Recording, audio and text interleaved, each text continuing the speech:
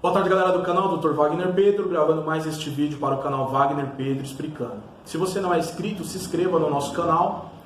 Você que já é inscrito, aciona o sininho para receber notificações dos novos vídeos. Deixa seu joinha e os seus comentários. O joinha e o comentário é importante para o canal, porque o YouTube tem um algoritmo. E quanto mais likes e comentários tem nos vídeos, mais ele vai sugerir na plataforma para outras pessoas assistirem. Então nos ajude, por favor. Bom, no vídeo de hoje eu quero falar sobre a história da Bíblia. A história da Bíblia. Eu estou aqui com um exemplar da Bíblia de Jerusalém, que é uma Bíblia católica que eu gosto muito. E muitas pessoas pensam que essa Bíblia aqui caiu do céu na cabeça, com zíper e tudo. Entendeu? E aí fica a pergunta, como é que essa Bíblia chegou em nossas mãos?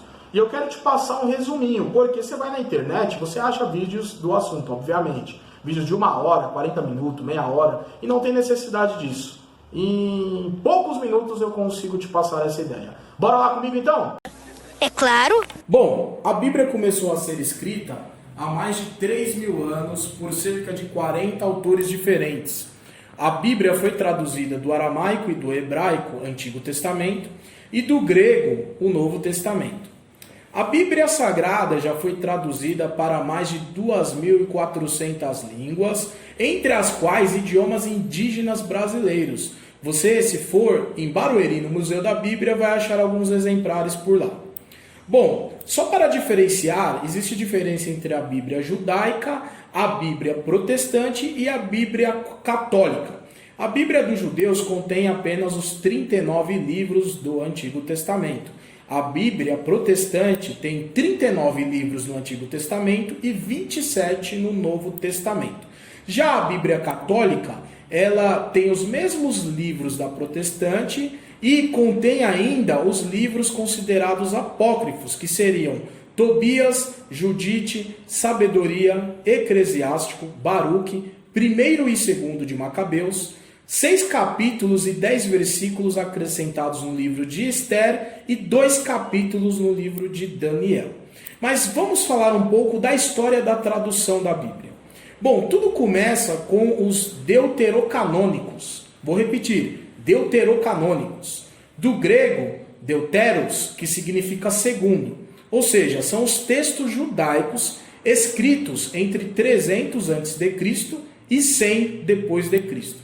Aproximadamente no 2º século antes de Cristo, diz a tradição que 70 ou 72 sábios do Egito fizeram a tradução dos escritos judaicos para a Biblioteca de Alexandria, traduzindo da escrita hebraica para o grego, porque era a língua universal da época. No ano de 313 depois de Cristo, o imperador Constantino deu liberdade de culto aos cristãos e, a partir de então, o cristianismo passou a agregar novos adeptos em Roma, tornando-se a religião oficial do Império Romano. E em 390 depois de Cristo, através de um ato instituído por Teodósio, foi então oficializado a união Igreja e Estado. E no ano de 404 depois de Cristo, Eusébio Jerônimo, que era pertencente à igreja, foi comissionado para traduzir uma Bíblia definitiva em latim vulgar. Por isso, ela é chamada da Bíblia Vulgata. Avançando um pouco mais na história, no ano de 1380 depois de Cristo, nós vamos ficar sabendo de John Wycliffe, professor da faculdade de Oxford, que ele termina a tradução do Novo Testamento para o idioma inglês. Inclusive, foi considerado pela Igreja Católica como herege por tal atitude. No século XV, nós vemos que o alemão Gutenberg inventou a máquina de pressão em tipos móveis, mais conhecida como a imprensa. E justamente a Bíblia foi o primeiro livro a ser impresso com 180 exemplares. No século XVI, nós vamos ver o reformador Martinho Lutero, que traduziu a Bíblia do latim para o alemão. E no ano de 1525, depois de Cristo, William Tyndale, reformador e também amigo de Martinho Lutero, publica 15 mil cópias da sua tradução da Bíblia completa em inglês. A primeira edição da Bíblia Católica foi em 1592, autorizada pelo Papa Clemente VII.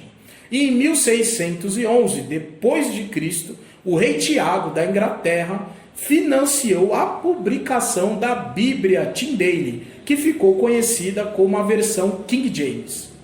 Em 1629, os cristãos reformadores omitiram os livros da Bíblia Católica que eram considerados apócrifos, por terem justamente uma autoria incerta. E, finalmente, nós chegamos à história de João Ferreira de Almeida, que foi também um reformador protestante e o primeiro tradutor da Bíblia para a língua portuguesa. Aos 16 anos de idade, João Ferreira de Almeida deu início à tradução da Bíblia do espanhol para o português de Portugal. Copiando à mão, ele fez as cópias dos evangelhos, Mateus, Marcos, Lucas e João, e do livro de Atos dos Apóstolos, entregando para as comunidades de portugueses oriundos da Holanda. No ano de 1681, em Amsterdã, Holanda, ocorreu a primeira publicação da Bíblia em português, tradução de João Ferreira de Almeida. E no ano de 1682, a Bíblia, traduzida para a língua portuguesa, chega a Batávia. Em 1683, João Ferreira de Almeida concluiu a tradução do Pentateuco, Gênesis, Êxodo, Levítico, Número e Deuteronômio, para a língua portuguesa. E, finalmente, no ano de 1753, é publicada a tradução de Almeida em 3 volumes. Em 1819, a primeira publicação da Bíblia completa em um único volume, conhecida como Tradução João Ferreira de Almeida. E finalmente, essas traduções se multiplicaram e hoje nós temos uma Bíblia completa e traduzida para o idioma em português. Então, eis aqui um belo resumo, uma bela síntese da história da Bíblia. Espero que você tenha gostado. Deixa lá as suas sugestões e os seus comentários. Tamo junto, meu forte abraço, Dr. Wagner Pedro.